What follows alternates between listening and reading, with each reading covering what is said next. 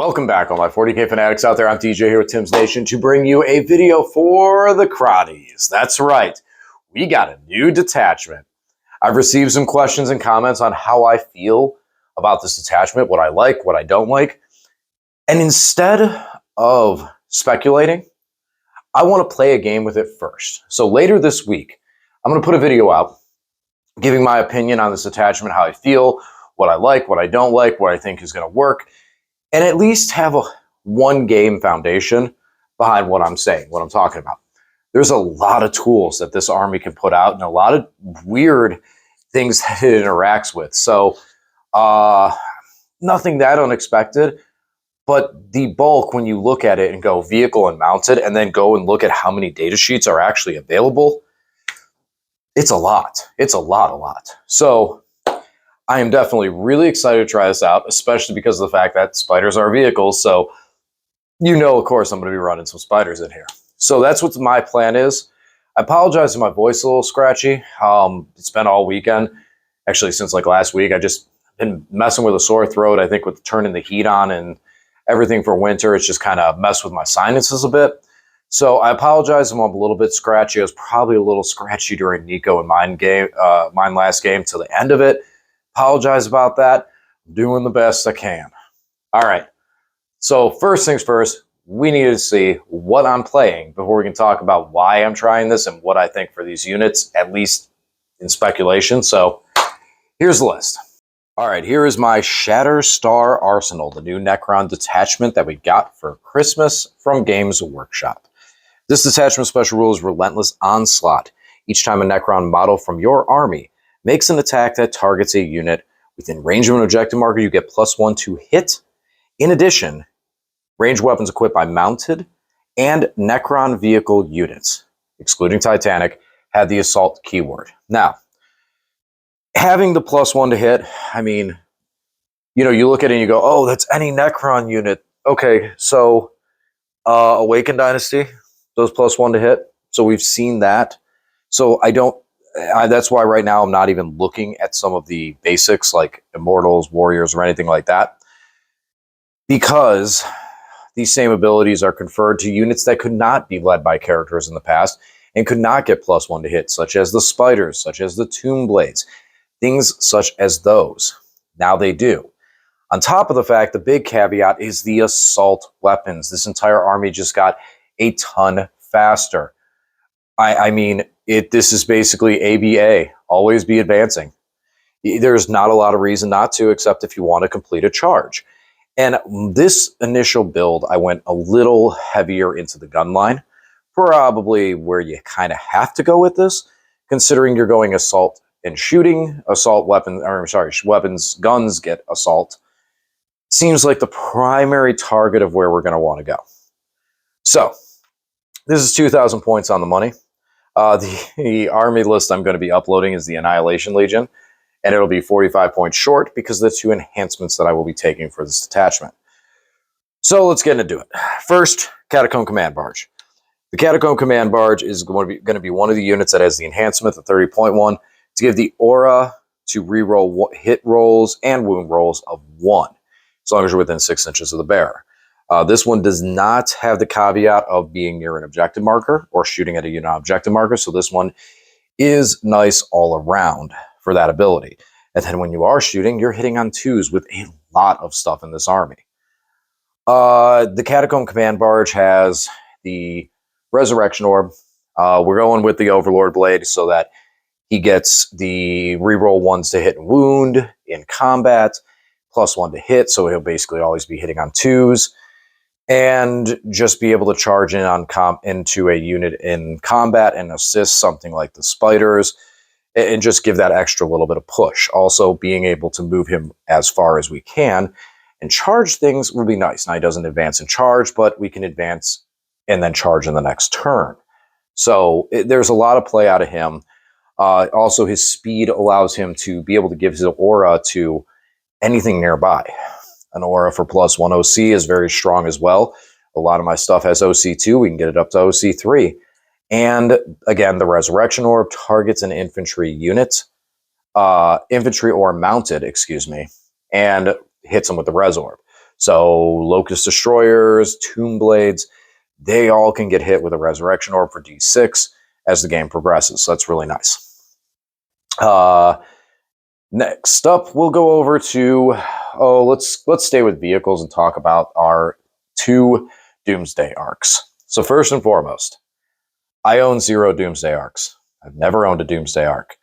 I am not a huge fan of the model, personally. I don't know. It's just, something about it has always just not struck me the right way. I've considered converting a sarcophagus with guns and thinking that would be a very nice looking Doomsday arc and might be something I do in the future. However, in my bin of bits from previous trades, I found a nearly complete Doomsday arc, so I began converting it. And so we have 2 here. One is going to be a Ghost Arc stand-in. I'm about to work on a gun just to mount on this thing. And the other is the Doomsday arc that we are converting. So we'll talk more about him. He's got the nice little wired-in Locust Heavy Destroyer. We use some bits to be able to get the guns into the Gauss weapons into the best position we could. Last thing left is we need to work on an engine and then get this thing primed. So this was a weekend project, getting all the pieces that I could find for this thing and putting it together as best I could. The Doomsday arcs, as far as the game terms, which is what we're really here about, you now have Assault with this entire thing that moves 10 inches, so it can advance and still shoot all of its guns. If you shoot at a unit on an objective marker, it's going to be hitting on 2s. Very, very nice. And then the reroll 1s from the Catacomb Command Barge. This thing is going to be violent on things on objective markers. Heaven forbid you get to sit this thing still and get the devastating wounds on top of it. Otherwise, this thing is going to just be a shred. It just absolutely shred things on objective markers. I'm really looking forward to trying 2 of these out. I think that in the past, I was always kind of disappointed a lot with their mobility, and now being able to advance them and still shoot, I think this is going to greatly increase their mobility. On top of the fact that since this attachment has so many vehicles, it's going to be difficult to shoot at these guys when there's going to be other things up in your face, such as, segue, Canoptek Spyders. We got 6 of them. There's going to be a lot to say about these guys. I love these things. And there is a lot of stratagems that affect them in different ways because they're vehicles. Being able to reduce the damage or -1 to wound them at higher strength weapons is going to be huge. Giving them +1 to wound is going to be huge. Since they're strength 6 weapons, they're a good chance they'll be wounding on 2s most of the time. And in combat, they're strength 8, so usually they're wounding on 3s. Now we can get it up to wounding on 2s. And if they're fighting a unit on an objective marker, they're now hitting on 3s. Spyders are crazy powerful now. They have gotten, this is such a huge boost for them. On top of the fact that they give my entire army, anything within 6 inches of them, a 5-up feel no pain versus mortal wounds. And all the vehicle units get a 6-up feel no pain just because they're vehicles. And that includes themselves. There's a couple stratagems I'm interested to see how they work within this. Being able to move through walls is pretty cool too. I like that a lot. It's going to really help so the army doesn't get itself bogged down. So yeah, we got 6 of them. Next up, we'll talk about the Annihilation Barges. So these ones, I really haven't run these much this edition, a couple times just to have fun. But because they are vehicles, they now have advance. And because of some of the other buffs that are included, some of the stratagems, these guys could get really obnoxious late in the game. They're only 85 points. They're pretty durable for what they do. And again, advancing and shooting now is pretty nice. They also can do a little bit of mortal wound damage off their Tesla by arcing damage for rolling a 5-up on the unit they hit or any unit within 3 inches. They're going to take D3 mortal wounds. Not a big thing, but it definitely is nice to just do accidental mortal wound damage to a solo lone op character who's hiding behind a wall. Kind of fun. These guys are probably going to be part of my secondary game in a lot of ways. They have a good speed, good resilience, and could possibly get into places to do secondaries that other units can't, at least in their durability. And with they have a decent range. I believe their main cannon's 36. So they can kind of scoot around and stay in position for different secondaries that might pop up.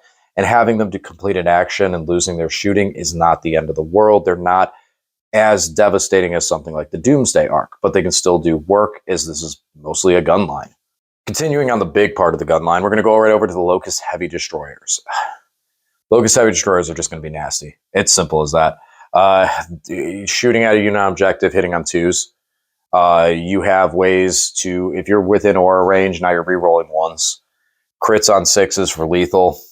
You could slap a Lokhust Lord with them to give them 5-up crits and that extra Resurrection Orb capability.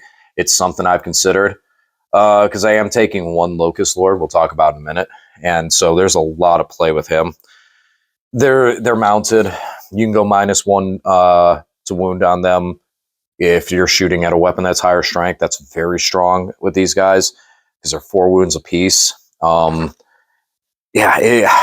There's so much. If your opponent shoots and takes 1 of them down and they're still alive, you can fall back behind a wall and try and reanimate back into full strength and move forward. And again, these guys have assault weapons because of the detachment buff, so they're just able to go that much further.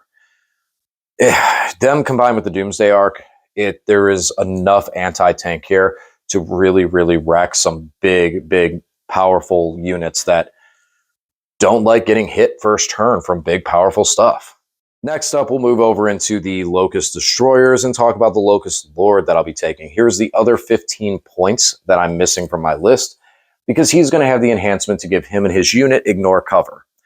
Now, initially within the concept of this list, I'm putting him with the Locust Destroyers. Resurrection Orb is a big part of it, so he can pop that on the unit to res a couple of guys. That's a big part. The other is having them crit on 5s. And they're only AP2, but when you give these guys ignore cover, and the fact that they re-roll hits into units on objective markers, that's their inherent buff. So they don't need to be near the Catacomb Command Barge. These guys can go off on their own. Critting on 5s with full re-rolls to hit and hitting on 2s really means this unit can fish for lethal hits to be able to push that shot through against tougher targets. Having AP2 is usually a rough point with these guys because as soon as someone's able to pop smoke or get cover in any way, shape, or form, suddenly these guys drop down to an AP1 category, which gets very underwhelming. Now, Armor Contempt can still affect them by getting them down to that AP1, but at least you're not looking at cover and Armor Contempt and suddenly your AP2 is AP0. And pick the targets, not going into something that's going to, in that strong a position that you're like, okay, if this unit pops Armor or Contempt, I guess I lose everything. So, this is also being a 6-man. This is a unit that if they get hit, I can use the reactive move to get them away and have a big, bulky unit, their own Resurrection Orb, the Catacombs Resurrection Orb later in the game if they go near him. This is a unit that can start making pressure plays on objective markers. And that's a big reason why I feel like they need the Lokhust Lord at this time, because the Lokhust Lord will be that much more threatening in close combat. Being able to get the bonuses for fighting units on objectives and everything like that, it just means that the Lokhust Lord can actually pick up some guys while he has 6 3-wound models that you have to get through before you can take him down. So that's kind of the thought behind him at this time. I do like the possibility of putting him with the Locust Heavies to give them ignore cover. And I think that might be even a game-by-game basis type thing. And that's nice with the Lokhust Lord to have that kind of versatility. Next up, this is just nothing. We got two of the regular Locust Destroyers. You can take them as a single model. They're 35 points. These guys, that's all they're going to do. They're going to complete actions. They're going to be small units that are going to go in strategic and just come on the board and be wherever they need to be. If I'm going to need to lose a unit to get containment, this is the thing that I try to lose. In the past, I've run this as a 2-man. That might be a possible spot I go back to. Just because running them in a 2-man, at least you do have the possibility of resurrection and a little more durability. And I do have a lot of other things that are still going to be able to complete objectives, including the last in this army, 2 6 mans of Tomb Blades. One with Gauss, the other, Particle Beamers. Particle Beamers, obviously, everyone understands that runs Necrons. D6 shots blast with devastating wounds. These guys have an 18-inch range. Tomb Blades have a 12-inch base move.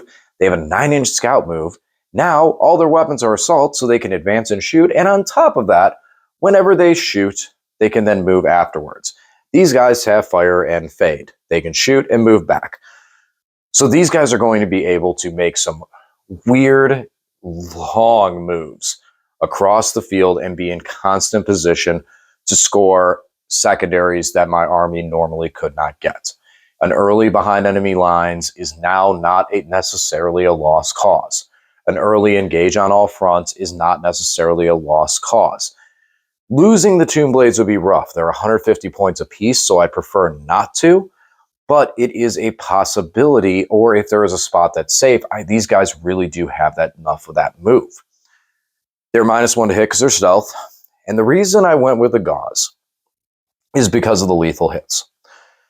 I feel like these guys might play a little further back in the early points of the game, using their fire and fade mechanic to move out, shoot, and fall back. So I can get the rerolls from the Catacomb Command Barge, the reroll once. This, and as well the Resurrection Orb, is going to be a big target into these guys. Having the AP1, I feel like, is better than not. The Tesla does give us 2 possible sustain 2. But having the AP1, I feel, is better than not. I don't know. It's, when I look at other things in the army, especially with the Spyders and other things that have no AP, having the AP1 just makes me feel better, especially going into maybe some 3-up save targets like aggressors, and being able to put lethal hits into them, put something to put them on a 4-up, and be able to do a little bit of chip damage to whittle those guys back. Everything in assault, the other argument is the 24-inch range over the 18. It gives me 6 more inches of defense on these guys, which kind of goes into the, well, then why not take Tesla? It's just having that AP. Otherwise, Particle Beamer is probably the superior weapon by all stance of the imagination. Devastating wounds trumps AP. Roll 6. That means you just take the damage. And D6 shots per guy. I mean, I feel like Particle Beamer is the obvious choice, but I like the AP1. We'll give them a try. And also the fact that I had these guys all finished and built, and they've been sitting on a shelf. That's the reason they're not painted. So we're going to get them out and give them a chance and see how they do. All right, everyone, that's the list. So I know probably a lot of questions. I got them too. Not really sure where some of this stuff works. You know, the Tomb Blades, I think, will be efficient and effective at being kind of a mid-damage / objective unit. If I lose all of my secondary scoring units, or I need to have the Tomb Blades do an action or something to complete a secondary, it won't necessarily miss their shooting as much as I would miss something like the Doomsday arc or the Locus or the Locus heavies. Those things I don't want to be completing actions. So having units like the single Locust destroyers, the Tomb Blades, really, and even Annihilation Barges, those really help me to be able to still complete those secondaries late in the game, which is something I've kind of struggled with Canoptek Court in the previous, is getting some of the units available within reason, the way I want to run the list versus still trying to tweak it to get the points out of there. This army feels, this detachment feels like it's able to consistently keep playing the game deep into the later rounds. The stratagems that we get are very, very strong. I honestly initially thought, I'm going to need to bring Emotech. I need command points, especially if I'm going to score secondaries like I do. Not being over aggressive into the initial secondaries, like I said, engage on all fronts, not being a lost cause. If I get engaged on all fronts turn 1, probably still not the best to go for it. Could pitch for a command point. Recover assets, might not be in the best position, probably will be, but that one's not that tough. Sabotage, turn 1, you know, there's things that it's just like, I could score this, but it's going to not be as good for the later turns. I'm still going to pitch those cards for command points. And a lot of the stratagems, in some scenarios, it's going to be a matter of reading how much that's going to affect the damage. Things like +1 to wound for a command point. When I look at the target, I go, do I need +1 to wound to make sure I finish off this target? Or is my base stat line good enough? And in some cases, a lot of the base stat line is going to be good enough. And we have reroll 1, so we don't have to worry about for the Catacomb Command Barge aura. So that's a big benefit there. Reducing the wound roll on the incoming target. Is that going to be enough to stop me losing the unit? Those are going to have to be calls I need to make. Or, when I fall back a unit after it gets shot at, could it stay out there and survive? So it's a matter of, it's going to be a lot of CP management because the stratagems are very good. It's going to be very easy for me to spend a lot of command points on them for a no effect. To give a unit -1 to wound on it and have it turn around and still get destroyed because the target targeting it was just that much more ready to go and do the damage. No real good Overwatch power. Spiders and the Tomb Blades, pretty decent just for the volume that they can put out there, with their each being D6 shots, but that's really probably about it. Yeah, even so, even with the Locus, if you're on an objective marker, I have to look back at the wording of it, but I believe if you're on the objective marker, and that I might get full rerolls there, so Locus might not be too bad. But yeah, not a super strong Overwatch target like I have in some other lists. I feel like I have a very, very strong secondary game right out the get-go, and now it's just going to be a matter of seeing how all the stratagems work out. I feel like all the strats are going to be super, super, super powerful mid to late game, and in the early game, it might be better to just be conservative and let my opponent do damage. Where he's going to do it, my opponent's going to spend CP to make sure to drive damage home and just kind of let it happen. And then, after I'm able to return fire and do damage back, when we get into later turns of the game, that's when I can start spending command points and completely stopping turns of losing like a squad of spiders or a Doomsday arc with the strats. So it'll be interesting. I'm looking forward to it. Also looking forward to the return of Lane's Deathwatch, because this means we can get a title match. Lane and I have been discussing it. When would a title match be? I haven't had an army that I've been on a good streak yet to challenge him for the title.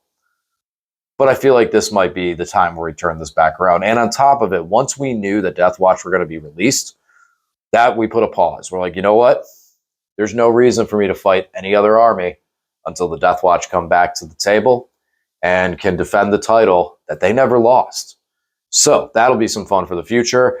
Like I said, this week I'm going to do a full breakdown on the Detachment after I play this game. And we'll see what else we have in store. The Assassins, I just seen the Imperium Agents release. I'm looking forward to running that Assassin Detachment. It looks interesting. Interesting to say the least. And we'll talk about that more when we get over to that. World Eaters, Grey Knights, still to wait to see them come. This is for my armies. And AdMech we saw, and I will be putting AdMech out on the channel in one of the later weeks. Lane and I will be playing every single one of the detachments for our primary armies. So I still have, this is Necrons, so I will still have AdMech, Grey Knights, and World Eaters. Lane has, obviously, Deathwatch. We're going to see a bunch of them.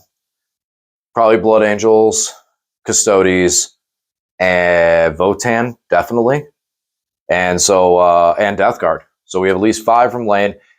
My Orcs are just the Dread Mob, so chances are I won't be running that, but it's going to be fun. It's going to be some interesting lists. I'm looking forward to seeing the Votann. All right, guys. As always, thanks for watching. I'll talk to you again soon.